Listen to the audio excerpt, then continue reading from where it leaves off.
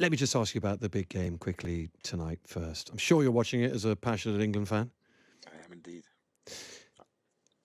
A memo went out from the Department of Culture, Media and Sport this week to say all Whitehall departments must not say football's coming home. Apparently, it doesn't go down too well abroad. It could damage our World Cup 2030 bid. But it doesn't like anyone's told the Prime Minister because he's mocked it up all over Twitter on his front door of number 10. Well, I was at the semi-final, which was incredible, and all the fans stayed behind.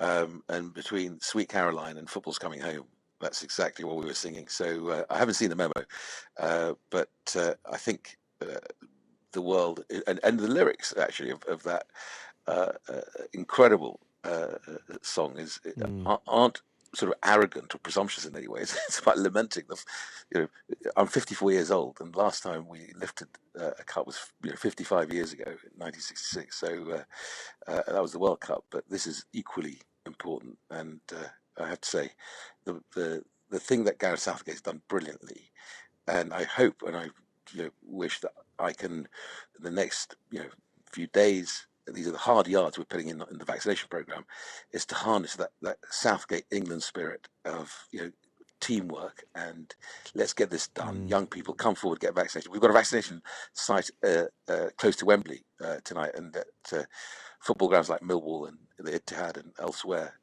Newham have got 23 sites up and running, so that young people can literally fall over a vaccination site and get their first jab protection, and hopefully get the second jab after 8 weeks. We'll get to COVID. Just on the game, though, it does seem to have some extra significance tonight, doesn't it? It's embodying the hope of a whole nation. Why do you think that is? Oh, it's incredible because clearly, this nation is a footballing nation. The Premier League is the best league in the world. I have to say, I think the difference with this team, and credit to them as a team, to their leader and manager, Gareth Southgate, is they have no fear. The glass ceiling of yesteryear, of just not believing they can actually win the tournament. These young guys are just fearless, and I love that, and I think the nation loves that and feels it. And at a time when we've come through, obviously, both Brexit and dealing with this pandemic, and as we transition hopefully from pandemic to endemic in the UK and help the rest of the world do the same thing, I think the stars have aligned in an incredible way for Gareth. And anyone who has not read the extracts of his book in the Sunday Times, I highly recommend you reading them. They are brilliant. They're just going through what happened with that penalty kick, to his time when he got rejected from Southampton, to then an apprentice at Crystal Palace. What a leader, what an amazing human being. And what a tremendous plug for the Sunday Times. You're doing my job better than me, Nadhim. Thank you for that. Let me just put this to you, though. Italian's ambassador to the UK, Raffaele Trombetta, spoken to us this morning already. We'll play that interview out at 11:30. He told us that the actual home of football now is Italy. You might have invented the sport, he says, but we've won so much more than you. We do it better than you. So are you able to confirm, on behalf of the British government, that England wins tonight, football is indeed coming home? So where I would agree with the ambassador is that the Italian team is an incredible tournament team.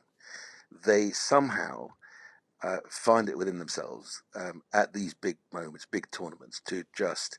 I remember the days of Rossi and Tardelli and what they did for the Italian team, which was the real underdog in that World Cup. But they are incredible tournament players. The difference this time, with all my respect to the ambassador, is this team plays as a team, has enormous talent, has been coached at club level with some of the best coaches in the world. Whether it's Guardiola or others.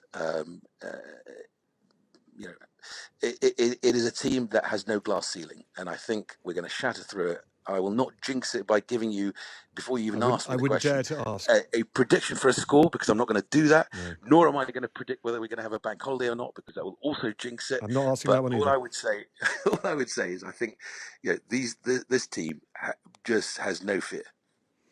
Okay.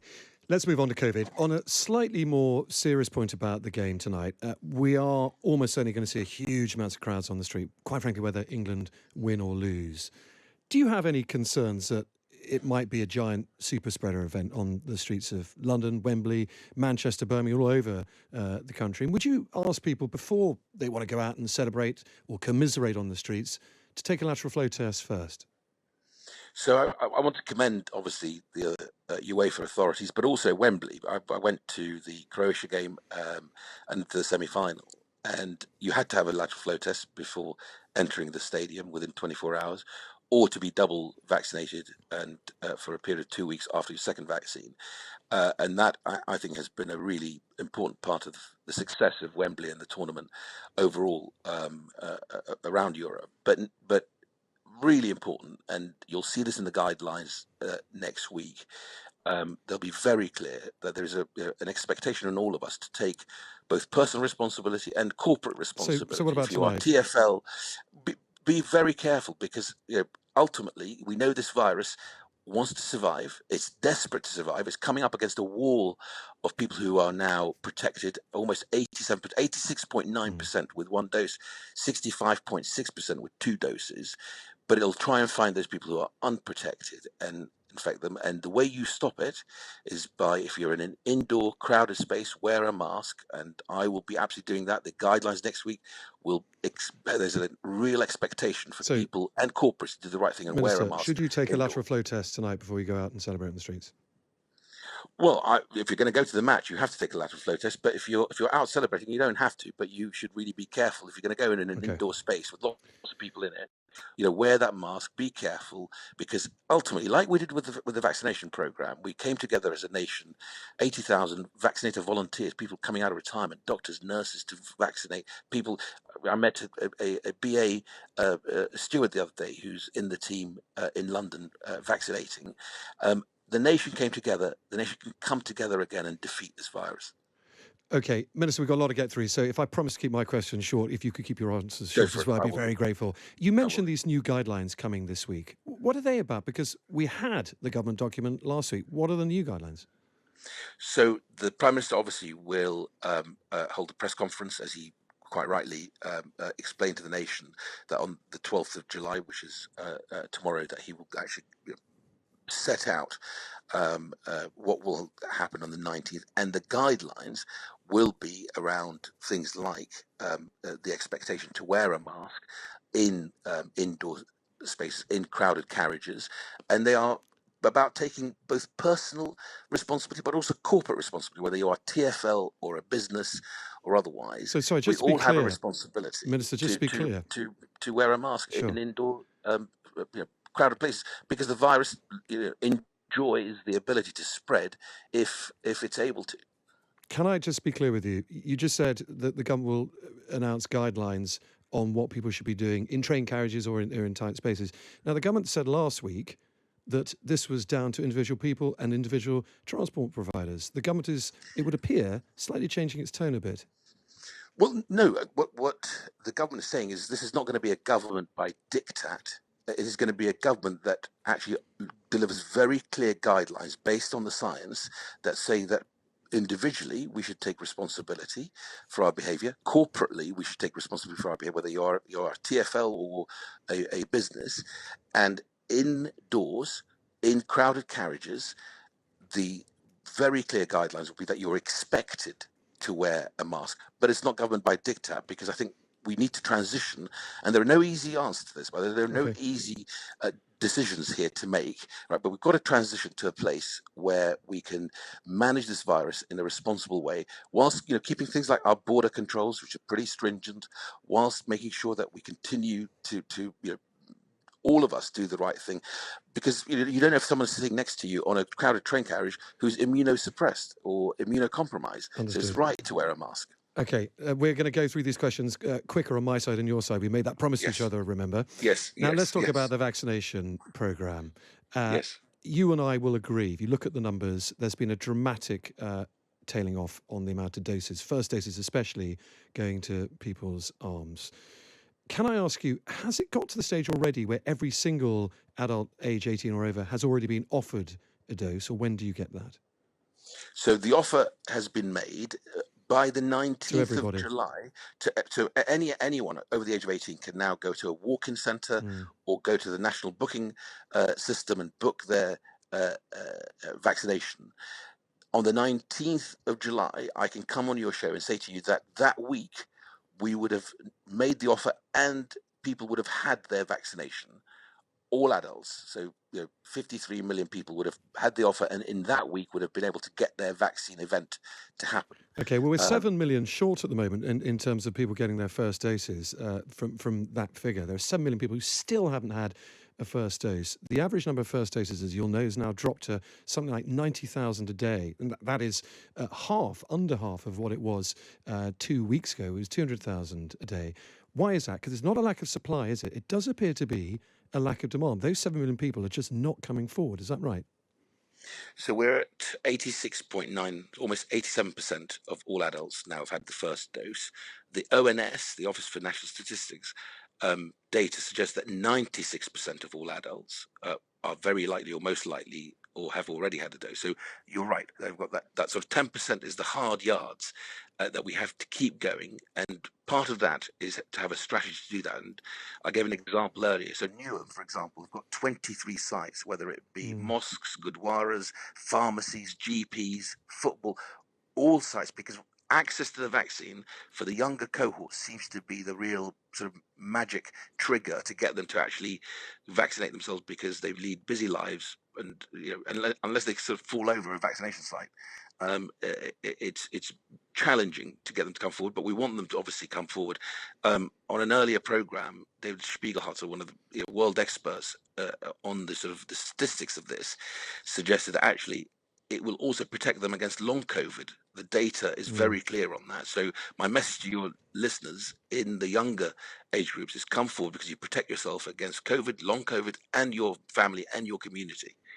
I understand that. The thing is, you've been saying that for weeks, and they're just not coming forward. I think the vaccination rate amongst 18 to 24-year-olds who have all been offered a dose already, as you just said, is only 58%. And you know as well as I do that vaccinating as many people as possible is absolutely crucial to your plan to unlock. And I think you and I would also agree that there's no doubt at all the Prime Minister is going to confirm July the 19th. Tomorrow is the date we move to step forward. The problem is, if you haven't vaccinated enough people in time, your plan is going to go wrong, isn't it? And there are already some senior scientists saying, why are we opening up now when we just haven't vaccinated enough people? So why not just wait another week or two? So a couple of things. One, we've seen certainly over the past sort of 24 hours, since the Secretary of State for Transport announced that if you are double vaccinated, you can travel to an amberlist country and return without having to quarantine. You still have to take a test after 2 days, rightly so, because we've got to keep an eye on the variants. But that seems to have spurred a lot of young people on to come forward and book their vaccination. So we have to continue to offer the vaccinations and keep the offer evergreen. I looked at the data from 2 weeks ago. Still 54,000 people that week, when I looked at it, had come forward who were over 50 in the 1 to 9 group to get their first dose. So although that first group is at 90+% vaccinated, there's still people coming forward now, and we rightly so should keep it open for them. The good news is that if you look at hospitalisations, out of the 2,300 people in hospital, 62% are under the age of 55 now, and only 15% are over 75. That was very different in profile in the second wave, where the majority were then over 55, in fact, over 65 as well. Hence why the number of serious illness and hospitalisation was so much higher. Understood. Let's talk about those hospitalisation rates, because they are very interesting. SPI-M, the modelling committee for SAGE, modelled 3 different scenarios in June to what they thought could happen. This is all published, all minutes published on the government websites. They say by early September, which is they think that the peak for hospitalisations, which follows on a couple of weeks from cases peak, their optimistic scenario is that patients admitted to hospital will peak at 700 a day. Now we're at 563 a day at the moment, so that looks a bit unlikely. The central scenario is a peak of 1,200 a day, but their pessimistic one is a peak close to 3,000 a day, and that would be very near the high in the first wave of April last year. So my question is to you, are all those 3 scenarios still possible, including that 3,000 a day hospitalisation rate?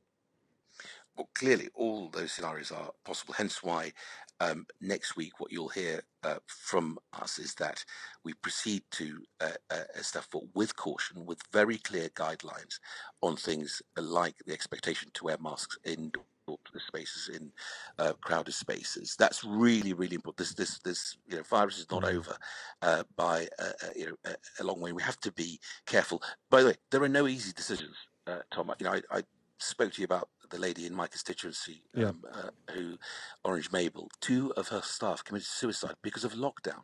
So the flip side of that argument of saying let's sort of keep the measures in place for longer is that there are mental ill health and issues that people are suffering from.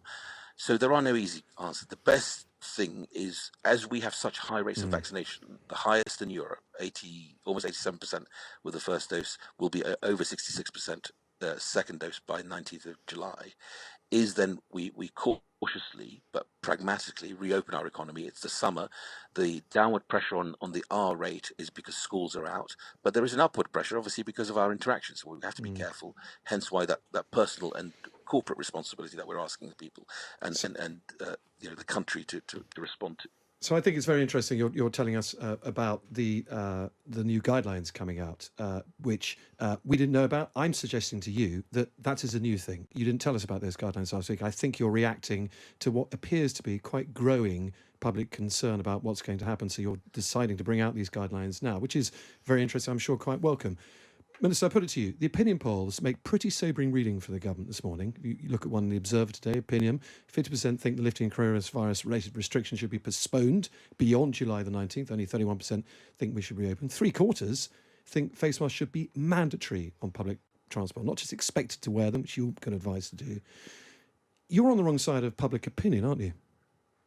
Well, just on your sort of previous statement around the guidelines, I think when the Prime Minister stood up at the press conference on Monday, he spoke about having a second press conference, which is this coming Monday, to make the final decision and to share with the nation as much information as we have as to what the right thing to do. So it's unfair to say that we've moved the goalpost somehow.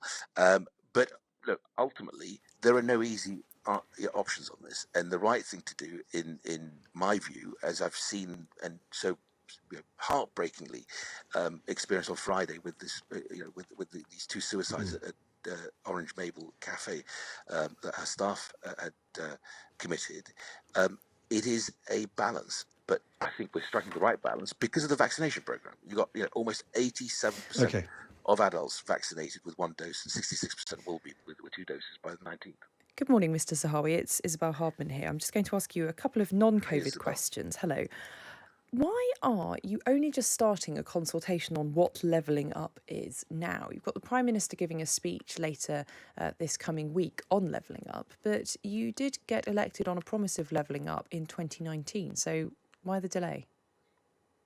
Well, I think in the meantime, we have, and judged by our actions, if you look at the investment in Teesside, the investments in the gigafactory in Sunderland, the offshore wind announced this week, this is not just about sort of consultation, it's about action.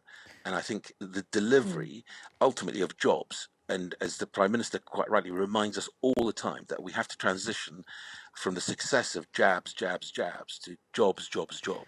And what he's doing with his Chancellor in terms of infrastructure spend, we're going to spend something like 2/3 of a trillion, £640 billion, building that infrastructure, which also obviously creates jobs and future prosperity. So that is all happening, whilst also making sure that we consult as widely as possible. But why do you need to carry the nation with us? Because it's a good thing to do. Because it's a right thing to do. We think we want to make sure we focus on jobs, but through the consultation, you might get some real nuggets of what more you can do.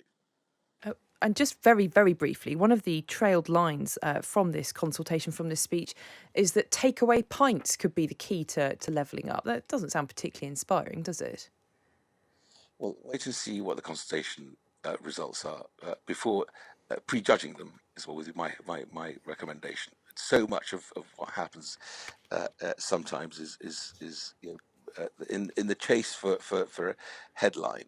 The reality is, I think what you will see is a prime minister of the government that will transition the country out of this pandemic, and hopefully by September we'll be boosting those who are most vulnerable with the booster jab. We will deliver that with flu, because the flu jabs will also protect. I am concerned about flu this winter because we've had very little of it circulating in communities, and transition it towards that investment in levelling up that the Prime Minister quite rightly is passionate about and focused on.